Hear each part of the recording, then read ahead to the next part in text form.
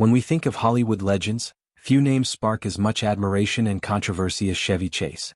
On screen he was a comedy icon, a man who helped define Saturday Night Live's early years, starred in timeless classics like Caddyshack and National Lampoon's Vacation, and inspired generations with his effortless wit and slapstick charm. But behind the scenes, the story is far darker, and it's one that many of his former co-stars and colleagues still can't forget. Chevy Chase wasn't just known for his comedic timing. He became infamous for his arrogance, sharp tongue, and unpredictable behavior that left a trail of feuds throughout Hollywood. Over the years, he clashed with some of the biggest names in entertainment, from Bill Murray to Donald Glover, Howard Stern to Johnny Carson. And many of these rivalries weren't just petty disagreements. They were explosive, career-defining conflicts that revealed a side of Chase that fans rarely saw. And that's exactly what we're diving into today here on Hollywood Star News, the top 10 stars who truly hated working with Chevy Chase. These aren't just Hollywood rumors. They're stories of bitter insults, humiliating encounters, and brutal feuds that shaped his legacy just as much as his movies did. So, buckle up, because this isn't the Chevy Chase you remember from the big screen. This is the raw, unfiltered story of a comedy legend who burned bridges faster than he built them. Let's start with filmmaker Kevin Smith. In the late 90s, Smith wanted to reboot Chase's classic Fletch films. It should have been a dream collaboration.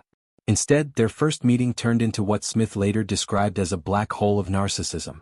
Rather than discussing the movie, Chase bragged about his own greatness, even claiming he'd invented every funny thing that had ever happened in history, not just in movies but in the world itself.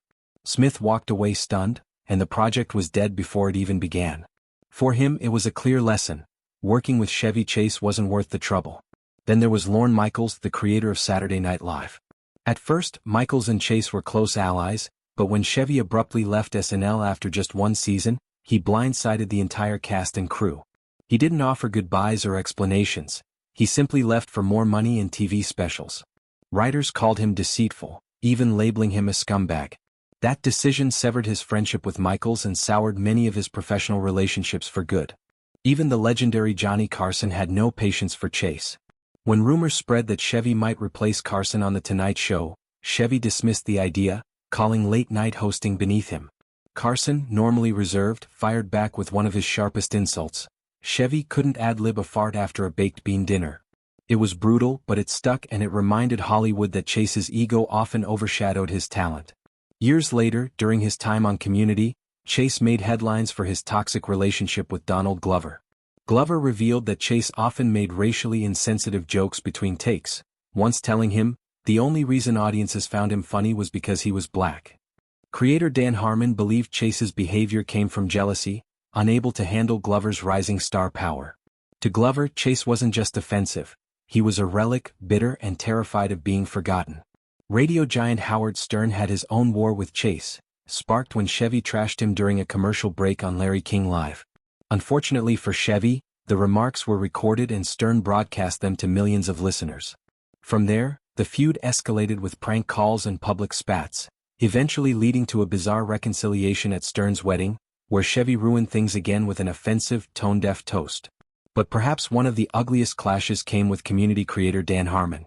Their working relationship was toxic from the start, but it boiled over when Chase left Harmon a furious voicemail filled with obscenities.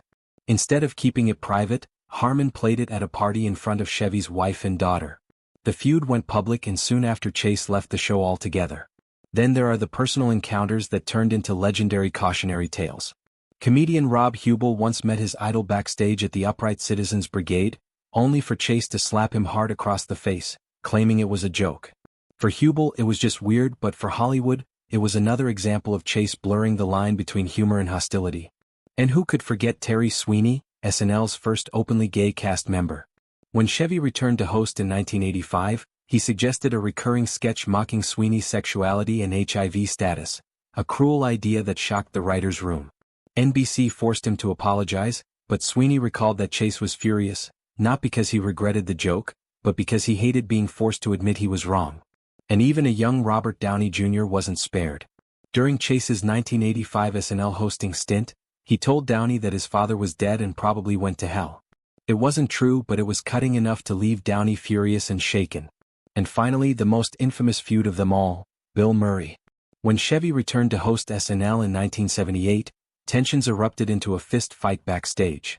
Murray told Chase that everyone hated him, and Chase retaliated by mocking Murray's acne scars.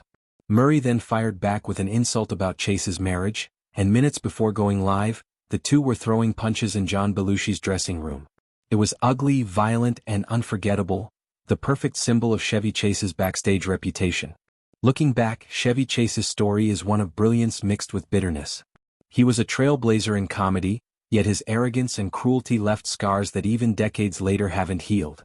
From co-stars to directors, comedians to talk show legends, these feuds reveal a man who couldn't get out of his own way, a man whose legacy is as much about the enemies he made as the laughs he delivered. So what do you think? Was Chevy Chase simply misunderstood? Or did he truly burn too many bridges in Hollywood? Let us know your thoughts in the comments below. And if you enjoyed this deep dive into the darker side of Hollywood stardom, don't forget to hit that like button, subscribe to Hollywood Star News, and ring the notification bell so you never miss our latest stories.